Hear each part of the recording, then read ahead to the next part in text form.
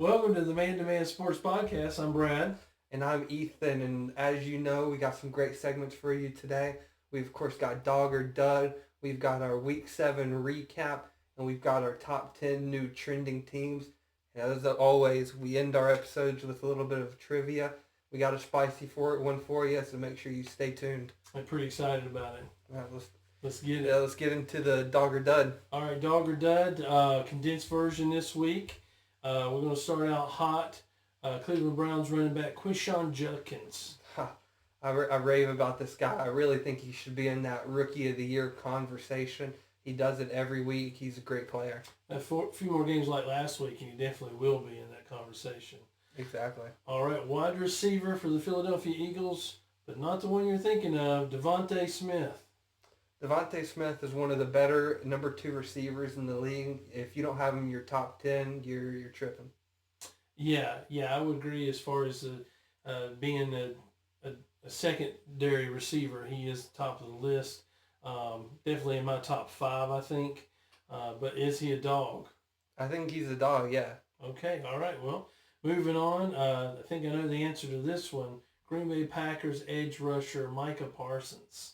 Micah Parsons is a dog. We got a lot of dogs this week, but he's really good. He shows every week. Even if he maybe not getting the sacks, he's getting the pressures for sure. Yeah, well, and I tell you, not just stats make a dog, right? Exactly. This is a dude playing with back pain and, 3 sacks. That's all you got to say. Oh, wow. He's a dog.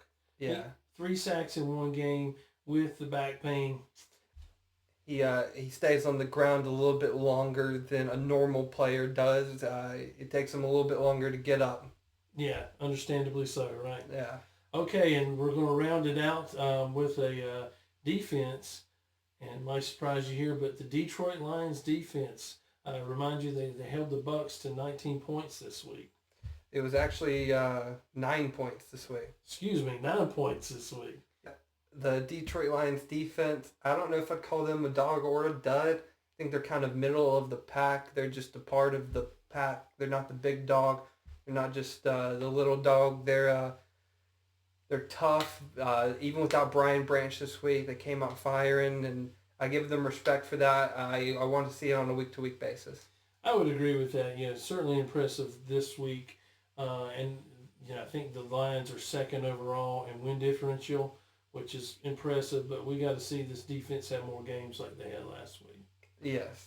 And that rounds out the Dawg or Dud segment. Let's get ready for that recap. Yeah, right into it. And so we'll start out, of course, with the Thursday night game, Pittsburgh versus Cincinnati, and a very surprising Cincinnati win, 33-31. The turning point of this game being Bengals causing 2 interceptions, one off a dropped ball from DK, and one off of a really bad throw from Rodgers into double coverage. Yeah, and overall Rodgers had an exceptional game. Hard to blame him for the loss. Yeah, and who would have saw this coming, right? Pittsburgh having a bye and then playing Cleveland before this. You would think they would have been prepared. As we said, we thought they were our number 2 team. Yeah.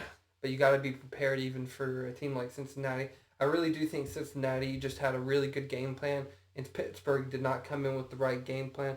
Pittsburgh running man-to-man coverage on Jamar Chase for most of the game. I feel like that is a huge blunder by the Pittsburgh defensive coordinator. They got to get that fixed up. You got to respect a Jamar Chase. Well, and any veteran quarterback sees that's going to attack it. Certainly someone's as seasoned as Joe Flacco. Exactly. And especially when he knows he has little time, he sees man-to-man, he's just airing that ball out every time. Every time, Jamar Chase getting half of the targets from Joe Flacco. Yeah. Getting 16 receptions for 161 yards and a touchdown. He had his best game of the season in this one. Yeah, and a good season that he's had already. It's a pretty spectacular performance against normally a very good defense, just wrong scheme for this game. I think Tomlin's got to put more trust in his offense this season. He's used to having to trust his defense more than his offense. But on a 4th and 2 with 5 minutes to go, I would leave it in the hands of Aaron Rodgers rather than having my defense try to stop the Cincinnati offense, which were firing on all cylinders. Cincinnati ending up getting a touchdown later in the game, and that was that was another turning point. Yeah, I think you're right, especially the way Aaron has played this year. I think he deserved that chance, and I'm sure going forward he'll get it. Exactly. One thing that both these teams were having a rough time on this season was running the ball. In this game, both teams having a 100-yard rusher, Yeah. finally getting in the rhythm of running the ball. Yeah, Chase Brown and Jalen Warren having big games. Yes. Chase Brown looks like he's healthy again, and who knows? Maybe Flacco was the right move. He knows how to, drum up the right protections. He sees the defense better, and he can, still deliver a football at his age. So maybe Cincinnati, if they can sneak in and get a few more wins and just be in that playoff contention when Burrow comes back. Yeah, Burrow's coming back with a vengeance. Yeah, it's kind of exciting to see what's going to happen there. I completely agree. And so we'll move on to our next game. Another game in London this week in between the Rams and Jacksonville. Rams demolishing Jacksonville 34-7 in a huge game. Yeah, we knew the Rams were good, but we weren't sure how they would flow without Puka. Jags, unfortunately, had their only disappointing game of the season.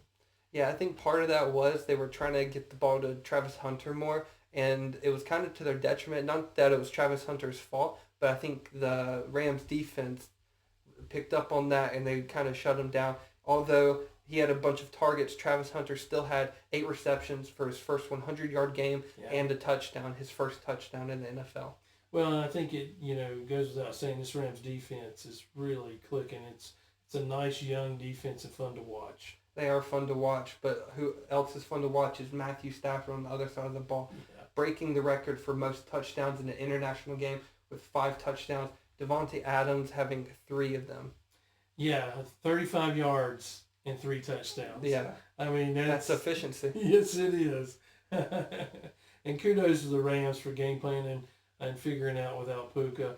And it just goes to show the strength of this coaching staff and Matthew Stafford. And I think another reason why Jacksonville's starting to struggle is I think they were on the losing end of that trade earlier this season. Newsome giving up 2 of those touchdowns. Yeah, and Tyson Campbell getting an intercept for pick 6 this week. Yeah, so. We'll definitely talk about that later. He had a good week this week, showing out on that really good Cleveland defense. Yeah, it just goes to show how much a difference one player can make on a defense. Yeah, and so we'll move on to that game. We'll Miami at Cleveland. Cleveland taking that one 31-6. Another week where Tua throws 3 interceptions, and as we said, Tyson Campbell having one of those returned for a touchdown. Yeah, the Browns defense was clearly better than the Dolphins defense, and the Browns look like the better team here. I completely agree. I predicted going into this that Cleveland was the better team, not only on the field, but I think Cleveland is just better behind the scenes where Miami's struggling, and the coach in a press conference this week, it just sounded like he knew he was getting fired. Yeah, and who would have ever imagined those words coming out of anybody's mouth, that the Browns were more organized than anybody, let alone the Miami Dolphins. Yeah, exactly. They got to figure some stuff out over there. But someone who doesn't need to figure it out, Quinshon Judkins, as a rookie, 84 yards, 3 touchdowns. We already talked about him. I love the kid. As he said, he is a dog. Exciting to see what they're going to do the rest of the year with this kid. Sky's the limit. As we've seen, if he gets 20 carries, he's one of those guys who needs 20 carries to get going. He just gets better throughout a football game. Yeah. I think he reminds me personally, he's bigger, but he reminds me of Jonathan Taylor a lot. He just needs that ball, and it gets in that groove, and look out. Exactly. We'll move on to our next game, though. Kansas City, going up against the Las Vegas Raiders, who have been struggling. No different in this game. Kansas City winning this one 31-0. Yeah, Chiefs looks like they're back to form. Yeah. Raiders, unfortunately, they still lost without Brock Bowers. Exactly. Rashee Rice, first game back this week from his suspension. He was welcomed back with 2 touchdowns thrown to him by Mahomes, who had 286 yards and another touchdown on top of the 2 he got to Rashee. Yeah, a lot of the quarterbacks having good games this week, and Mahomes is one of them. Yeah, Mahomes, he wants another MVP. He wants another Super Bowl. Right now, the Chiefs are favored in Super Bowl MVP, Super Bowl champions, AFC champions, and league MVP, Patrick Mahomes. Yeah, I'm not sure I agree with that, but I can understand it. I agree with some of it, but I don't agree with the league MVP. I still think Baker has that, and there's a lot of good candidates like we've been talking about. Absolutely. Yeah, we'll move on to our next game. New England at Tennessee. New England taking this one 31-13. New England looking good again. Yeah, Drake May continues to impress. I was looking through; he's been in the top 3 in quarterback rating almost every week this year. Yeah. Well, ever since his first 2 weeks where he just kind of looked flat. I don't know what happened, but the kid's caught fire. He's got the Patriots in first place. Hey, look out. Yeah, they're looking good. And as you said, Drake May looking really good. Sets a new record in New England history. He sets the new highest completion percentage in New England history, throwing 91%, 21 of 23 for 284 total yards. Wow. Sorry, Brady. Exactly. With a quarterback like Brady on that history list, it is crazy. Drake May has surpassed him in one of those categories. In his second year. Yeah. Yeah, look out for New England Patriots. Yeah, they're looking good. Got to look out for them. So we'll move on to our next game since that was a blowout. Yeah, we'll move on to Carolina at New York, the Jets. Carolina taking this one 13-6 in a very sloppy game. Yeah, the Jets looked terrible in this game. They couldn't get the offense going at all. They brought in Tyrod, who done a little better, but, I mean, they couldn't even score a touchdown. It's a terrible game all the way around for the Jets. The Panthers done what they needed to do, and they got some players the ball who don't normally get the ball like Xavier Leggett. Yeah, he had a good week this week, but I think the stars of this team this week were on the defensive end in this defensive game. J.C. Horn, 2 interceptions. Derek Brown, we love the kid, 2 sacks. 2 sacks and 2 pass deflections. Yeah, I saw that as well. That's really impressive, keeping his eye on the quarterback at all times. Yeah, this kid, he may be the future defensive tackle that everyone talks about, like Chris Jones and Aaron Donald. I completely agree. Yeah, that's a big statement to say, but he definitely can live up to it. A little injury update. Bryce Young suffering a high ankle sprain in this game. Day-to-day, but is expected to miss Week 8 game. Yeah, and that's a tough injury for any quarterback, but especially a mobile quarterback. Yeah, high ankle sprain. Yeah, and so it's... I'm glad to hear he's just day-to-day, not week-to-week. Yeah, me too, but either way, it's going to slow the momentum of the Panthers, unfortunately, who have really been playing well the last few weeks. I completely agree with that statement. Yeah, so... good luck to Bryce Young and good luck to the Panthers. Yes, and we'll move on to our next game. New Orleans at Chicago. New Orleans losing this one 14-26. The Bears looking good again. Yeah, Bears went down there, played a spunky Saints defense, but they done what they needed to do and got the win. DeAndre Swift having another good game 2 weeks in a row. The Bears have figured out how to run the football. And that makes him very dangerous with the play action in Caleb Williams. I completely agree with that. Something that Ben Johnson said this week is that Caleb Williams, the thing he needs to work on is going through his progression. Sometimes he stares down a receiver, and that led to an interception this week for the Saints. Yeah, like I said, this Saints defense is not giving up on this season. Yes. They're playing tough, and I'm going to give Spencer Rattler some credit. He's improved a little bit. He's never going to be a franchise quarterback. Yeah, I really liked Spencer Rattler until this game. Bears defense causing 4 turnovers, all coming from Spencer Rattler. Yeah, it was a rough game for him, but they were after him the whole game. They were. I thought he showed some poise for most of the game. Anyway, I think he is a guy who's going to be around the league a long time. He's just never going to be that franchise quarterback. Yeah, it could be like a Colt McCoy backup guy. Exactly. That's a good comparison. I agree with that statement. As you said, Bears getting the run game going again. Swift, 124 yards and a touchdown. And the Bears overall, 222 rushing yards in this game. Very impressive for the Bears, who up until last week did not run the ball well at all. Now they've got 2 good weeks in a row.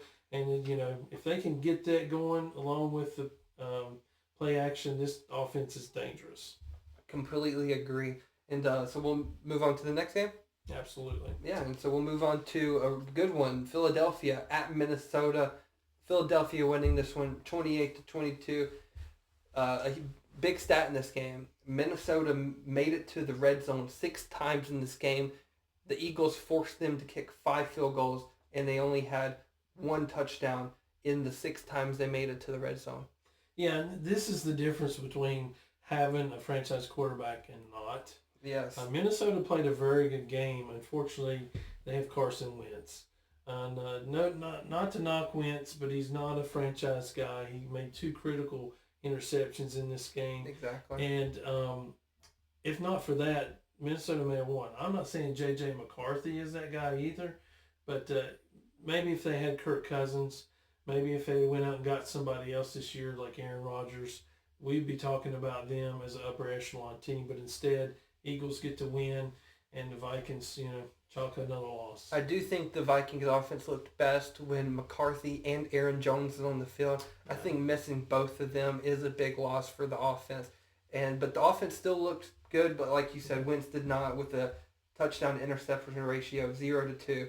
Not good. Yeah, and I thought the Vikings played a good game. They had a good game plan. It was just come down to execution. The Eagles were able to execute better, and they come out with a win. Yeah, Hurts, of course, the offense for the Eagles was amazing this week. Completely opposite of what I said. I said they're going to run all over them. They threw all over them. Hurts, 19 of 23, 326 yards, 3 touchdowns, having 2 receivers over 120 yards. The big one being Devontae Smith, 183 yards on 9 receptions, and A.J. Brown having 2 touchdowns. Yeah, it was definitely Hurts' best game of the season, as well as Devontae Smith's. Yes. And then A.J. Brown's just A.J. Brown. He is a stud. So, impressive game of the Eagles. Looks like they're back on track. Yeah, that was a very close game. I think if the score says if Minnesota turns one of those red zone field goals into a touchdown, the game is different. And absolutely, yeah. Yeah, I think that was the difference in this game. The next game being a decent game between Indianapolis at Chargers. This one surprised me a bit, but you predicted it. Colts taking this one 38-24. Yeah, Colts, I mean, they just continue to impress. 38-24 doesn't sound like a big of a difference, but this is the team with the largest win differential in the league, and they really showed it in this game, playing a very solid Chargers team. Herbert having a good game, but it didn't matter. The Colts could not be stopped. Yeah, Herbert missing out on Marion Hampton and his 2 starting tackles. It was very apparent this week. He had to put the team on his back, throwing for over 400 yards and leading his team in rushing. Yeah, he played his butt off. You got to give him credit. But it just, at the end of the day, the Colts were just too good. Jonathan Taylor looked impressive. Danny Dimes does what he's done all year and stayed efficient. And this Colts team is for real. Yeah, that Jonathan Taylor kid, he's making a stand for an MVP race candidate. In my opinion, it's him. He's number 2. Baker's number 1. Yeah, Jonathan Taylor looked good in this game. His 3rd game of the season where he had 3 touchdowns and only on 19 touches for 132 total yards. Yeah, great game. He's doing it on the run game and in the pass game. I think what he struggled with in the past was helping his team out in the pass game. He's gotten way better at that, and it's shown in the season. Yeah, and that probably has a lot to do with the coaching staff. But kudos to him. He's clearly worked hard, and this is the fruits of his labor. Exactly. He's worked on those hands and shown the coaching staff probably had a big deal to do with that. We'll move on to, I think, game of the week. Giants at Denver. And Denver taking it out somehow 33-32. Just listen to how this game went. The Giants shutting out the Broncos for 3 quarters. Entering the 4th quarter, Giants were up 19-0. Just to end up losing this game, like I said, 33-32.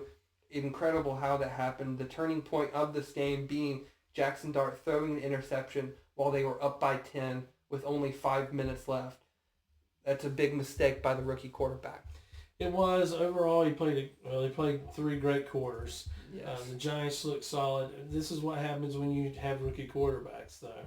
And so it's hard to fault him. The Giants are a fun team to watch. And, I mean, what a comeback.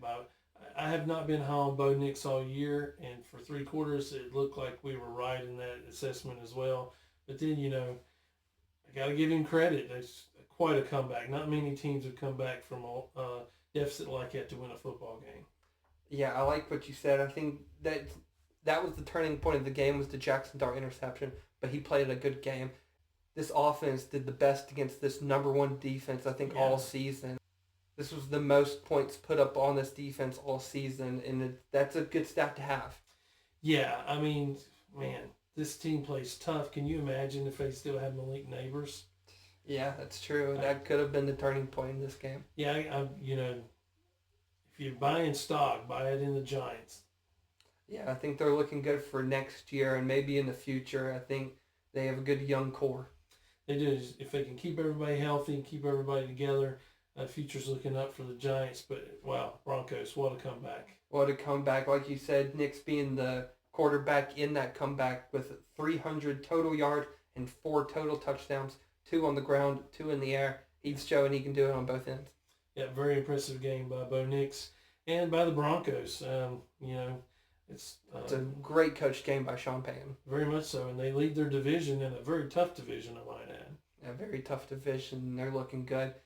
Another leader of a division that looks really good is this Green Bay Packers team. Green Bay at Arizona. Green Bay winning it 27-23. Cardinals losing in another heartbreaker for what is now the 5th week in a row for all 5 of their losses. They gave up the touchdown with under 2 minutes left on the clock to lose the game. Yeah, if you could give out an award for heartbreaking losses, the Cardinals could already have it for this season. They're beat up. They're still playing so hard. Jacoby Brissett giving it all he's got out there. And, the Packers back on track. Micah Parsons, we already talked about what a stud he was in this game. And, it's an impressive win for the Packers. It was that. I saw a clip of a Cardinals fan watching the game live. And he as soon as they gave up the touchdown, he slammed his computer and turned off his stream. And it's just a tough. I couldn't imagine losing that way 5 weeks in a row. That's your tough. team is this close to being one of the best teams in the league, but they're that far away. Yeah. The good thing is, it's kind of like Washington last year won a lot of close games. The Cardinals are losing a lot of close games. That's a good sign. That means you're in every game. And so if you can build on that, next year maybe you win more of those close games and you're in the playoffs. All right, so we move on to our next game, Washington at Dallas.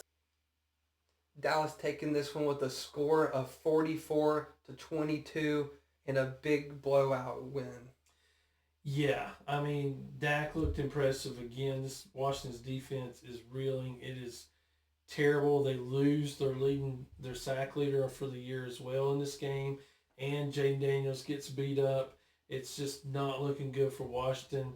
On the other side of it, Dallas may have the best 1-2 receiver combo in the league. Yeah, I don't think that's a crazy statement to say. A little injury update for Jaden Daniels. Jaden Daniels suffering a hamstring injury, and reports say it is not a serious hamstring injury, but it's very unlikely that he plays Monday night against the Chiefs. He's going to be very missed in that game. Yeah, I think it pretty much seals the deal for Washington in that game as well. I'd be surprised if he plays the week after that also. I think he might be on the shelf for at least 2 weeks, and that's probably going to put Washington out of the playoff race. On the flip side of that, Dallas looks like they're very much in that. So if they can keep building on these high offensive games and get their defense just to play like they did against Washington, then they've got a shot at really pushing the Eagles this year. I don't think the Cowboys have a chance in that division. I think Philadelphia's got it this year, and that NFC playoff race is really hard, especially since I think 3 teams from the NFC West make the playoffs. It's going to be hard for other teams to make it. And but the offense is really good in Dallas. As we predicted, this game would come down to CeeDee Lamb, Terry McLaurin, who's going to play. They were both questionable throughout the week. CeeDee Lamb plays, and he shows out. Javonte Williams had a big game as well, as you predicted. And so CeeDee and Javonte Williams having both over 100 yards each and a touchdown each. Yeah, and not only Terry not playing, but then also Debo not playing as well. Yes. Washington having to play Robbie Chosen basically off the street here as their number 1 receiver, and that's a tall order for any quarterback. And then, of course, he gets hurt, and you throw in Marcus Mariota, and it was too much for Washington. Dallas comes out victorious. As I said, offense looks great. If they can get their defense to come around, they could be a dangerous team. Yeah, very true. I agree with that. We'll move on to our next game. Atlanta at San Francisco. San Francisco taking this one 20-10. The battle of the two of the best running backs in the league between Christian McCaffrey and Bijan. McCaffrey winning that battle with a 201 total yards and 2 touchdowns. One of those touchdowns being the game-stealing touchdown in the fourth quarter. Yeah, Niners just continue to win with their injuries. Atlanta, I was a little disappointed in their offense this week. I thought with Fred Warner being out, they could capitalize on that. Yeah. Kudos to the Niners coaching staff. They're doing a bang-up job this year. Very impressive. Yeah, good thing Michael Penix can't throw over the middle of the field. Again, resulting in an interception for Michael Penix. He's got to learn how to keep the ball safe in between the numbers. Yeah, I mean, I wasn't real high on him at the beginning of the year. He is efficient on the outside, but he is such a great arm. He can throw it deep. He can throw. Drake London's the perfect receiver for him. He loves running outside the numbers. So I think it is still a good team that is made up very well. He's like I said, just needs to learn. Yeah, if he can figure that out, then they can go places. I'm not sure he will ever be that efficient over the middle, though, and it could be his detriment to being a franchise quarterback. Yeah, I agree with that. George Kittle making his return this week, having a pretty good game for a return game. Of course, Christian McCaffrey was the star of the show, but Kittle, I've seen great blocking plays. Of course, ran some great routes, and Mac Jones dealing the ball. I agree. I do think that Jonathan Taylor's number 1, and these are probably number 2 and number 3 in the league. 2 outstanding running backs, and it's fun to watch games like that. It is fun to watch those 2 great players go at it on a Sunday night game. It was a great atmosphere in that game. So now we'll move on to our Monday night games. Tampa Bay at Detroit. As you said, Tampa Bay held to 9 points. Detroit, 24. Yeah, very impressive game by the Lions. Jared Goff, Jahmyr Gibbs having an outstanding game, controlling the football, putting the pressure on Baker to try to score and score fast. They done what they needed to do here, and they look like one of the best teams in the league. Yeah, as you said, putting the pressure on Baker. Aiden Hutchinson, of course, being the spearhead of that. Didn't get any sacks to show for it, but had the highest pressure rate on his team, the 3rd highest of the week, with 11 quarterback pressures and a fumble recovery. Yeah, I mean, Baker's a hard man to catch, right? He is. Unfortunately, I think the Bucs wide receiver injuries caught up with him this week. Emeka Buka ended up playing, but was on limited snaps, so he wasn't the same player, and you could tell that. Yeah, but kudos to the Lions. I've got to give them all the credit in the world. They beat one of the best teams in the league, and they beat probably the MVP of the league. I completely agree with that. Baker is probably my lead for MVP candidate as well. And I also agree Gibbs had a great game this week. 20 touches for over 218 total yards and 2 touchdowns. It was a great game for him this week. It was a great game by both teams, I think. I was looking at the team stats for this game. It was crazy what I saw. They were dead even on every stat category. The only stat category that Detroit blew them out in was rushing yards. Detroit winning that one by 123 yards. Yeah, Tampa Bay without their star running back. Yes, it showed. And it showed, yeah. But you can't give up on them if they get him back healthy. If they can get Godwin and everybody else healthy, this is a dangerous team. Completely agree. This is a day. Both these teams could be the NFC Championship this year. Very much so, yeah. Yeah, I would love to see that. It was a great game this week. It'll be a great game in the championship. We'll move on to the next game.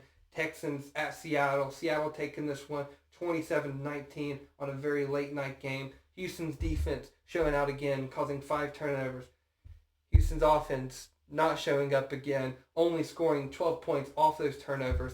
And 6 of those points coming from a pick 6 from the defense. Yeah, and I'll have to take your word for all of that because this game was way too late for me to stay up and watch. But Houston's defense, I mean, they have been outstanding really all year. It's just they can't get any help. I wish Washington had Houston's defense. Yeah, a little Al Shahir coming off the edge would be nice. Yeah. Lassiter having a big game with the interception return. Yeah, the touchdown, yeah. Houston looked great defensively. They're lost on offense. Yeah, but one person Lassiter didn't look too good against is, of course, the leading receiver of the league. Jason was running some ridiculous routes on him. He is a top-tier receiver right now. He's really growing into his own, being the number one receiver this year. 8 receptions, 123 yards to add on to, and a touchdown.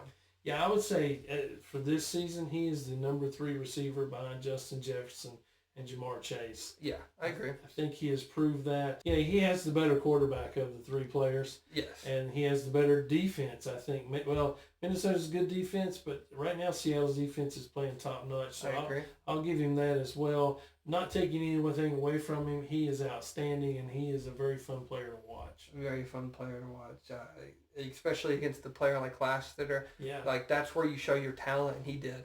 He did. He showed out against a star cornerback and a good defense. And Seattle, man, they look impressive. They look really good. Yeah, I'm very impressed with this team.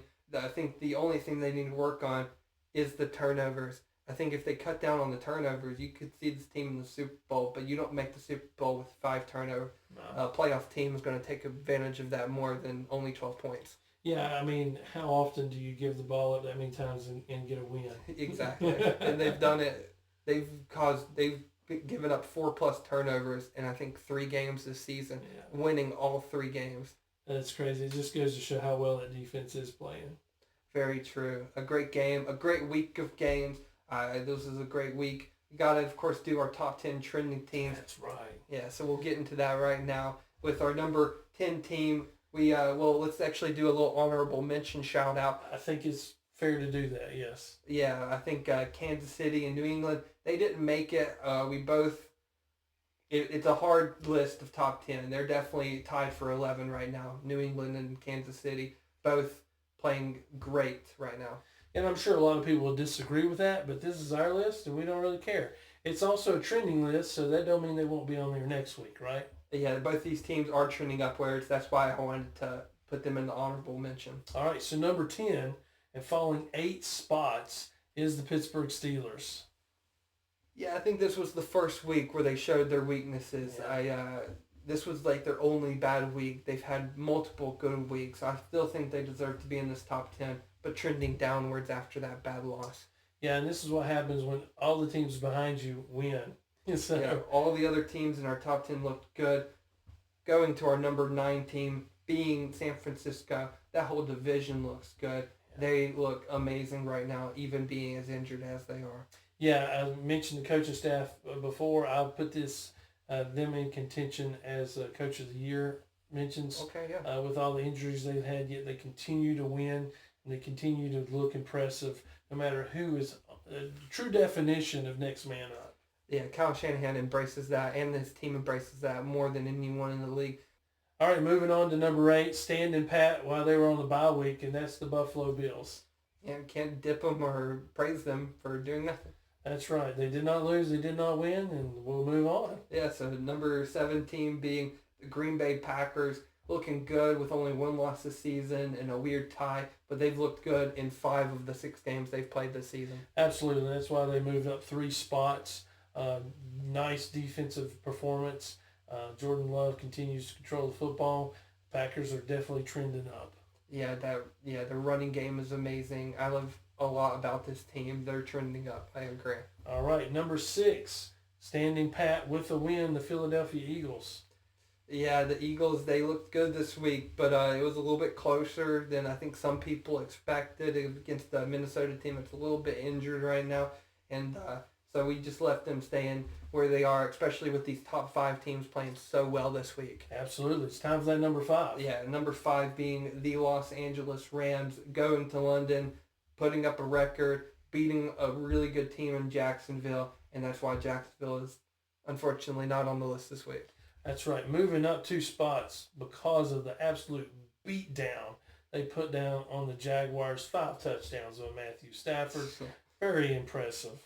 Very impressive, holding that offense to only 7 points in an international game. Absolutely. All right, number 4. Moving up one spot with an impressive win Monday night, the Seattle Seahawks. Yes, yeah, like we already talked about them. They're just so good. Good receiver, good quarterback, good running back, good defense. Absolutely, that's right. Yeah, number 3 team moving down 2 spots with a loss. The Tampa Bay Buccaneers. Their 2 losses this year being against Detroit and Philadelphia. Yeah, and they've had multiple good wins. Still a top 3 team. Absolutely top 3 team. When your only 2 losses are to other 2 top 10 teams, it's hard to knock them too much. MVP quarterback, and so they're the Bucs, and they're here to stay. Yeah. Number 2, moving up 2 spots, the Indianapolis Colts. Like I said, having that big win differential for the NFL, looking impressive no matter who they play. They're looking good this year. I think the 2 most surprising teams is the Colts being the good surprising and Baltimore being the bad surprising. Yeah, that's a good point. It's a fair point.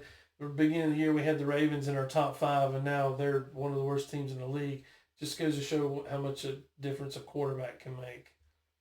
Yeah, but they only won 1 game with them. They lost 3, so that's a fair point. It looks too good with them. But they look worse without him. They look way worse without him. They're on bye this week, but they still took a shot. So, but moving up to our number 1, we got the Detroit Lions. They look so good, beating our number 1 team. As we said, the only thing they needed to do to move up to our number 1 was beat a good team. They did it this week, looking great. Man, the Lions look impressive. They've earned every bit of this number 1 spot. Yeah. I did not have a lot of high hopes for them beginning of the year because of losing both coordinators. Dan Motor City Campbell, though, has got this team a humming. I mean, he knows how to pick himself coordinators. Replaced 2 head coach coordinators with 2 really good coordinators who maybe head coach later in the future. Absolutely. So kudos to the Lions. That's our top 10 top trending dogs. Well-deserved. A lot of fun. That was a lot of fun. I think what y'all guys love and have a lot of fun with is our trivia. So now it's time to move on with our trivia question. We recorded on Tuesday today, and so tonight the NBA starts. So we have a little bit of NBA trivia for you this week. All right, NBA trivia. Not my strong suit, but let's do it. The NBA trivia question is, what team had the most consecutive wins in NBA history to start off the season? The most wins before their first loss, the longest undefeated streak to start the season. Top 3 teams. Go. Okay. I think I remember this. I want to say, I can't remember the exact year, but it was the Houston Rockets. No?